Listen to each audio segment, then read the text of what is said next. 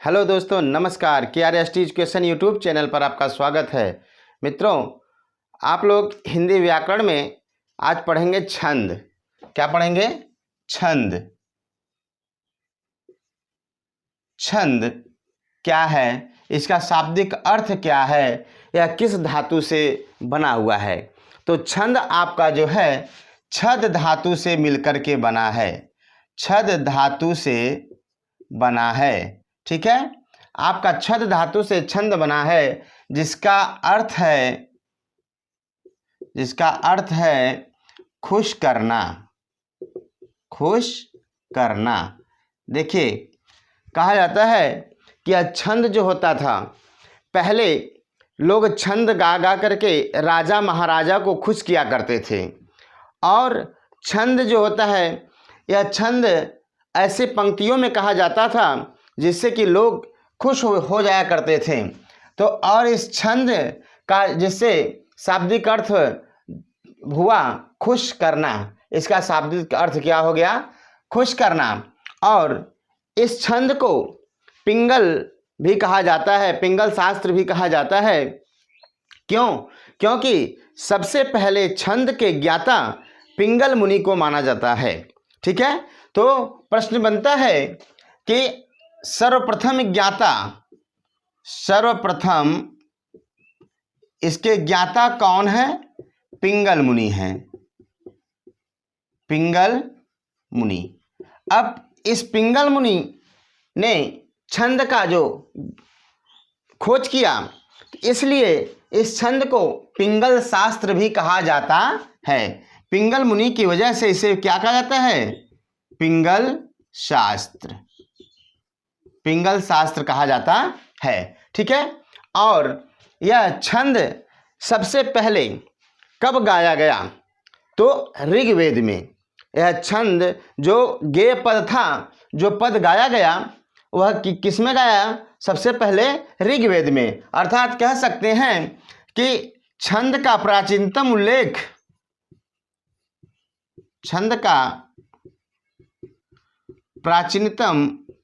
उल्लेख कहाँ मिला? छंद का प्राचीनतम उल्लेख ऋग्वेद में मिला। ऋग्वेद में मिला, ठीक है। तो यहां से देखिए क्या प्रश्न बना कि छंद किन धातुओं से मिलकर बना है? छद धातु से मिलकर बना है। छंद का शाब्दिक अर्थ क्या होता है? खुश करना होता है। और सर्वप्रथम इसके ज्ञाता कौन है? पिंगल मुनि है। इस पिंगल मुनि की वजह से इन्हें क्या कहा जाता है, या कह सकता है कि छंद को और किस नाम से जाना जाता है? तो वहां पर आपका उत्तर होगा पिंगल शास्त्र के नाम से जाना जाता है। और छंद का प्राचीनतम उल्लेख किस वेद में मिला? तो प्राचीनतम उल्लेख कहाँ मिला है? ऋग्वेद में। इतना तो आपको समझ में आ गया। अब देखिए, पद जो गाया गया, सबसे पहले पद जो गाया गया, पद वह किस में गाया? ऋग्वेद में गाया गया, ठीक है। अब इसका परिभाषा, सब इसका शाब्दिक अर्थ समझे, इसके बारे में जाने। पिंगल के ज्ञाता इस छंद के ज्ञाता कौन है, उनके बारे में जाने। और इनका प्राचीनतम उल्लेख कहाँ सबसे पहले मिला? ऋग्वेद में मिला। अब परिभाषा को देखेंगे। परिभाषा में क्या होता है कि जिन रचनाओं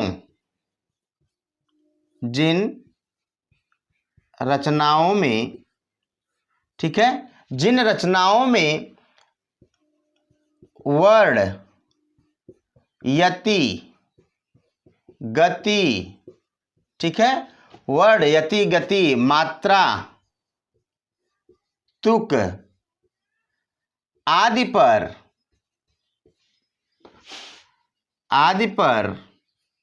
बल दिया जाता है, आदि पर बल दिया जाता है, तो उसे क्या कहा जाता है? उसे छंद कहा जाता है। जिन रचनाओं में वर्ण, यति, गति, मात्रा, तुक आदि पर बल दिया जाता है, उसे क्या कहते हैं? उसे छंद कहते हैं। अब देखिए, ये आप परिभाषा जाने। अब इसके बारे में आगे देखते हैं। इस छंद के अंग कौन कौन से हैं? अर्थात इस परिभाषा में भी वह चीज मिल गया जो अंग है। अब इस अंग के बारे में एक एक करके अध्ययन करेंगे, ठीक है।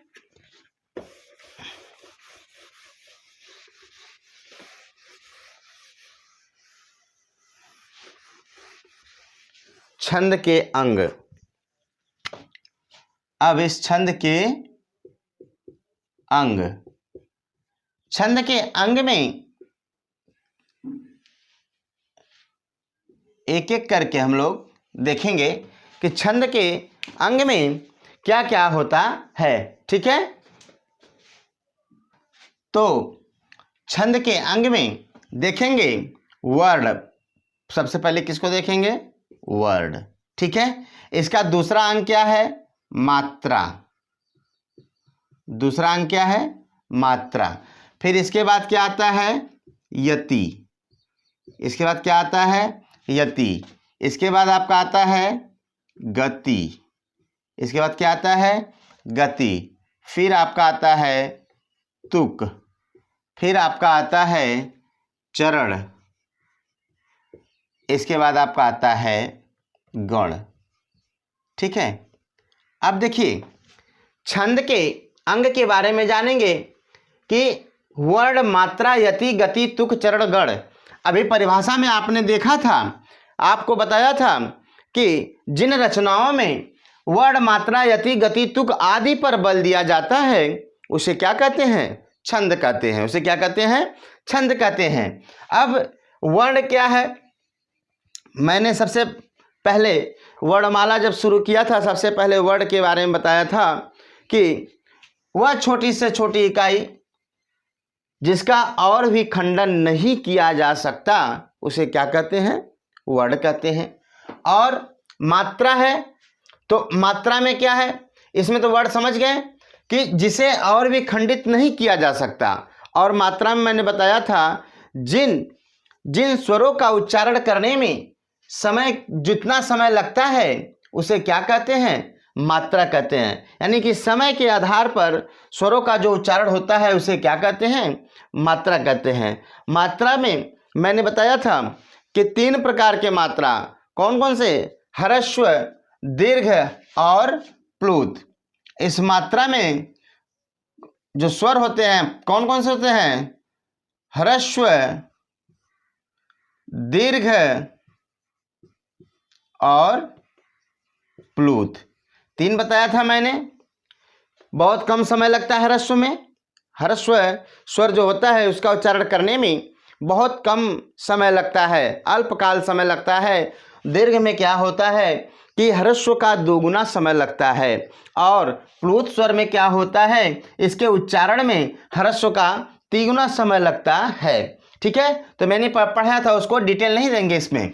तो इसमें ह्रस्व को और क्या बोलते हैं? लघु भी बोलते हैं। ह्रस्व को और क्या बोलते हैं? लघु भी बोलते हैं। इसे एक मात्रिक भी कहते हैं। क्या कहते हैं? एक मात्रिक भी कहते हैं। और इसका मात्रा कितना होता है? 1। इसका मात्रा कितना होता है? 1 खड़ी पाई हम दे देते हैं। पहले इन अंग के बारे में पढ़ेंगे, इन छंद के प्रकार के बारे में पढ़ेंगे। इसके बाद दोहा लेकर मात्रा लगाना बताएंगे। यदि आप समझ जाते हैं तो समझ जाइए कि इस अंग के बारे में समझ गए तो आप मात्रा आसानी से लगा सकते हैं। अब देखिए, अब यह दीर्घ में आ गया। यह दीर्घ में, यह जब लघु है, ठीक है, तो यह क्या हो जाएगा? गुरु हो जाएगा। क्या होगा? गुरु होगा। और एक मात्रिक है ये, तो यह कितना होगा? द्विमात्रिक होगा। कितना हो जाएगा? द्विमात्रिक होगा। अब यह द्विमात्रिक जब हो गया, इसका कैसे? यश के आकार का इसका 2 मात्रा लगता है। यश के आकार का। आपका प्लुत जो होता है, प्लुत में आप क्या करते हैं? कौन सा? त्रिमात्रिक होता है। क्या होता है? त्रिमात्रिक होता है। अब ठीक है, इसका सिंबल ये है। लेकिन आपको छंद में केवल इन्हीं 2 मात्रा को पढ़ने को मिलेगा, देखने को मिलेगा। छंद में यही 2 मात्रा आपको देखने को मिलेगा। अब क्या हो गया?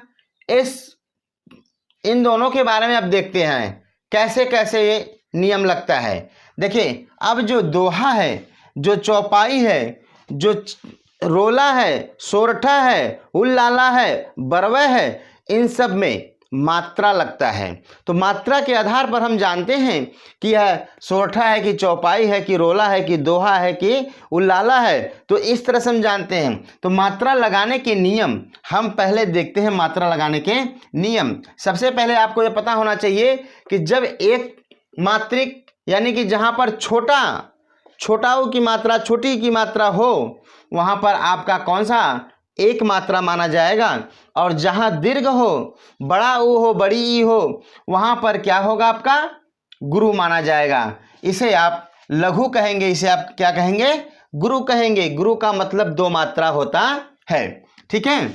अब देखिए, अब नियम को लिखिए, मात्रा के नियम।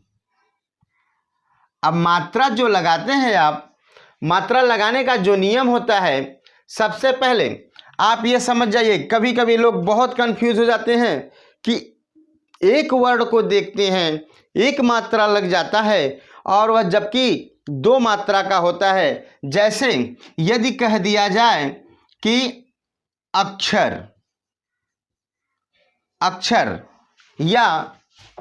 अक्षर या मुंबई, ठीक है, तो इसमें अब क्या होगा,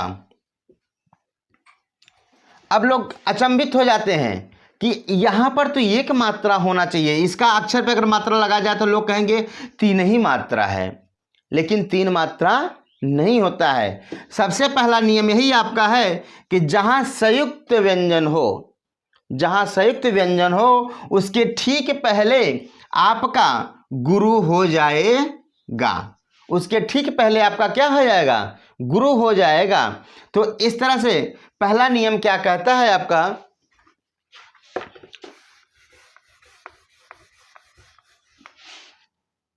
संयुक्त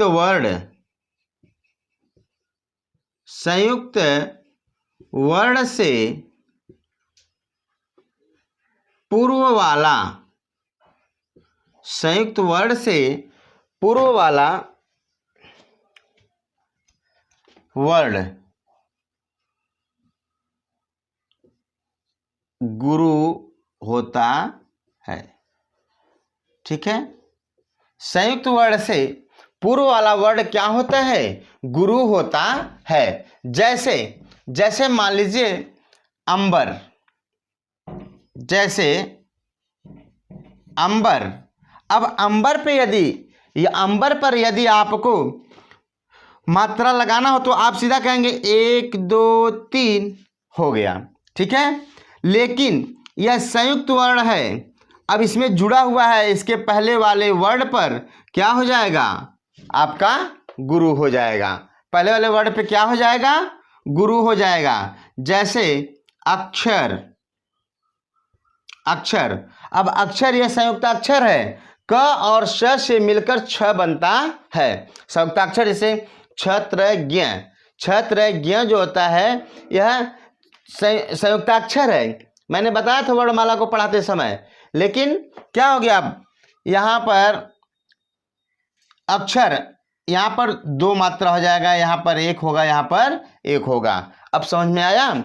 इसलिए पहला नियम आपका क्या बताया गया कि जहाँ पर संयुक्त वर्ण हो, संयुक्त वर्ण से पूर्ण वाला वर्ण क्या होता है, गुरु माना जाता है, गुरु माना जाता है। ठीक है। तो ठीक है। अब पहला नियम आपने पढ़ा कि संयुक्त वर्ण से पूर्व वाला वर्ण क्या होता है, गुरु होता है। अब दूसरा नियम इसका है, मात्रा लगाने का जो दूसरा नियम होता है, दूसरा नियम क्या कहता है कि विसर्ग हो, जब विसर्ग आता है तो वहां पर क्या माना जाता है, गुरु होता है। जब विसर्ग हो तो वहां पर क्या होगा, गुरु होगा। कैसे, जैसे आप लिख दिए रामः, क्या लिख दिए, रामः। तो अब जब रामः लिख दिए तो इसका मतलब आपका इस पर तो 2 मात्रा हो ही गया, ठीक है 2 मात्रा हो गया, लेकिन म के बाद विसर्ग आ गया तो यहां भी क्या हो जाएगा, 2 मात्रा हो जाएगा, ठीक है, क्या हो जाएगा, 2 मात्रा हो जाएगा। जहां पर विसर्ग देखने को मिले वहां पर भी क्या होता है, 2 मात्रा होता है। जैसे हरि ही, हरि ही। अब आपके मन में ये बात होगा कि अरे ये तो छोटी की मात्रा है, इसका मतलब कि एक ही मात्रा यहां पर होगा। नहीं, नियम क्या कहता है कि जब विसर्ग हो तो वहां पर भी 2 मात्रा माना जाएगा, और ह अकेला है तो यहां पर क्या होगा, 1 मात्रा हो गया। समझ में आ गया, ठीक। अब देखिए तीसरा नियम क्या कहता है कि जब अनुस्वार हो तो भी वहां क्या माना जाएगा, गुरु माना जाएगा। जब अनुस्वार आपको देखने को मिले तो वहां पर क्या होगा, गुरु माना जाएगा। जैसे रामम। अब रामम तो आप सोचेंगे कि रा यहां पर 2 मात्रा होगा और यहां पर म है तो इसका मतलब यहां कितना हो जाएगा, 1 मात्रा हो जाएगा। लेकिन नहीं, जब अनुस्वार आपको देखने को मिले तो वहां पर आपका 2 मात्रा माना जाएगा। इस तरह से अगर आप नियम को समझे रहेंगे तो मात्रा लगाने में कोई भी समस्या नहीं आएगी। लेकिन अगर नियम नहीं है तो आप मात्रा लगाने में जब गलती कर सकते हैं तो उस समय आपको दोहा, चौपाई, सोरठा, छंद को पहचानने में क्या होगा, समस्या होगी। जैसे रामम, ठीक है, हरिम, हरिम। अब यहां हरिम लग गया तो यहां पर 1 मात्रा होगा, लेकिन यहां पर कितना हो जाएगा, 2 मात्रा हो जाएगा, कोई दिक्कत नहीं। और इसके बाद चौथा नियम क्या आपका कहता है, यदि दीर्घ मात्रा हो, मात्रा दीर्घ होगा तो वहां पर क्या होगा, गुरु होगा। यदि मात्रा दीर्घ हो, जैसे रामा, अब बड़ी खड़ी मात्रा हो गई तो यहां पर 2 हो गया, ठीक है। जैसे सामू, अब दीर्घ मात्रा है, ये छोटा ऊ है, लघु ऊ होता है, यह क्या होता है, दीर्घ होता है। तो यहां पर तो आपका 2 लगा, लेकिन यहां पर भी बड़ा ऊ है, इसलिए यहां पर आपका भी क्या हो जाएगा, 2 मात्रा लग जाएगा। तो इस तरह से आपने देखा इन चारों नियमों को कि सबसे पहले नियम पढ़ा कि संयुक्त वर्ण हो उसके पहले वाला वर्ण दीर्घ होता है। दूसरा नियम पढ़ा कि जहां पर विसर्ग हो वहां पर भी दीर्घ होता है, यानी गुरु होता है। इसके बाद अनुस्वार जहां लगे वहां पर भी गुरु होता है, और इसके बाद मात्रा जहां लगे वहां पर भी गुरु होता है। यदि आपको कहीं चंद्रबिंदु लगा हुआ देखने को मिले तो वहां पर गुरु नहीं होगा, वहां पर आपका क्या हो जाएगा, लघु हो जाएगा। जैसे चंद्रबिंदु अगर आपको देखने को मिले, चंद्रबिंदु, ठीक है, चंद्रबिंदु देखने को मिले तो वहां पर लघु होता है। क्या होता है, लघु होता है। जैसे अब लिख दिया चांद, अब क्या हो गया, चंद्रबिंदु लग गया है तो यहां पर क्या हो जाएगा, 1 मात्रा हो जाएगा। यह ध्यान दीजिएगा कि चांद तो यहां पर क्या हो गया, 1 मात्रा हो गया। तो चंद्रबिंदु अगर कहीं पर लगा हुआ देखने को मिले तो वहां पर क्या हो जाएगा आपका, ठीक है। अब मात्रा में देखें आप कि मात्रा कैसे लगता है, मात्रा लगाने के क्या क्या नियम होते हैं। अब इससे आपको जो है कि समझ में आ जाएगा। अब देखिए मात्रा को पहचान गए। अब यति क्या होता है, यति का मतलब किसी भी छंद को पढ़ने के लिए आप उसमें कहीं कहीं रुक जाते हैं, कहीं कहीं रुकना पड़ता है, अर्थात यति का मतलब आपको विराम लेना पड़ता है। तो छंद को पढ़ने में जो विराम लेते हैं वही क्या होता है, यति कहलाता है। दूसरा गति, आप जब छंद को पढ़ते हैं, छंद को पढ़ते समय जो धारा चलती है आपकी, जिस गति में आप पढ़ते हैं, जिस वेग में आप पढ़ते हैं, वह क्या कहलाता है? गति कहलाता है। ठीक है, तो अब गति कहलाता है, तो ठीक है, जब गति कहलाता है और तुक किसी भी छंद में पढ़ने के लिए अक्सर यह चीज का ध्यान रखना पड़ता है, इस बात का ध्यान रखना पड़ता है कि तुक होता है तो कोई भी छंद बहुत अच्छा लगता है, जिसे इंग्लिश में राइमिंग वर्ड कहते हैं। लास्ट में आपका वह स्वर, वह गूंज उसी तरह मिलना चाहिए। ठीक है, तो यह तुक होता है। लास्ट में, अंत में आपका दोनों स्वर ध्वनि जो होती है वह समान निकलती है। ठीक है, अब चरण, इसे चरण भी कहते हैं, इसे पाद भी कहते हैं। ठीक है, अब यह चरण जो होता है आपका, चरण को जब पढ़ेंगे आप तो प्रत्येक जो चरण होते हैं सब में 4 चरण होते हैं, यानी जो लाइन होती है वह 4 लाइन होती है। किसी किसी में आपकी 6 मिल जाए, किसी किसी में 8 मिल जाए, लेकिन सामान्यतः अगर देखा जाए तो आपके चरण कितने होते हैं? 4 होते हैं। कितने होते हैं? 4 चरण होते हैं। तो यह जो लाइनें होती हैं उनको हम चरण या पाद कहते हैं। ठीक है, अब गण, सबसे महत्वपूर्ण भाग आपका गण आ गया। इस गण को जानने के लिए आप देखेंगे, जो गण होता है, गण क्या होता है? 3 वर्णों का समूह क्या कहलाता है? गण कहलाता है। 3 वर्णों का समूह गण कहलाता है। गण की संख्या कितनी है? 8 होती है। तो आप गण को ध्यान से देख लीजिए। गण क्या है? 3 वर्णों का समूह। 3 वर्णों का समूह क्या कहलाता है? गण कहलाता है। इनकी संख्या क्या है? गण की संख्या 8 है। गण की संख्या कितनी है? 8 है। गण की संख्या 8 है। अब इस गण में जैसे पहले एग्जांपल में देखिए, जैसे पवन, तनय, संकट हरण, मंगल मूर्ति रूप, राम लखन सीता सहित हृदय बसौ सुरु भूप। तो पवन, तनय, संकट हरण, यानी 3 वर्णों का समूह मिला आपका, इसी को हम कहते हैं गण। 3 वर्णों का जहां समूह मिल जाए उसे क्या कहते हैं? गण कहते हैं। अब देखिए, इस गण के बारे में हम लोग ध्यान से पढ़ेंगे कि जैसे या माता राजभान सलगा, यानी कि इस गण को पहचानने के लिए यह 8 गण जो है इसी भाषा में है।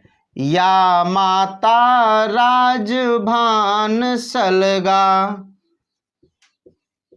ठीक है, या माता राजभान सलगा। अब यह आपका क्या हो गया? या माता राजभान सलगा, यह आपका गण हो गया। अब इस गण को कैसे जानेंगे? आइए देखते हैं इस गण को कैसे जानेंगे। तो जो गण है इसको एक एक करके अभी 8 को बताते हैं। ठीक है, 8 को बताते हैं।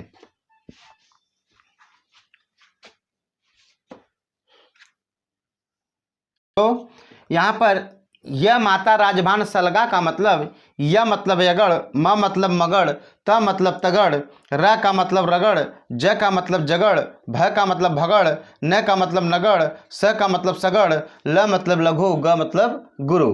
अब एक ही वीडियो में मित्रों, एक ही वीडियो में सब बताना संभव नहीं है, इसलिए इसके बारे में नेक्स्ट वीडियो में हम आपको पूरी डिटेल बताएंगे और एक एक करके इसको समझाएंगे, जिससे कि आपको यह समझने में बहुत आसानी हो जाएगी। ठीक है, आज के लिए बस इतना ही। धन्यवाद।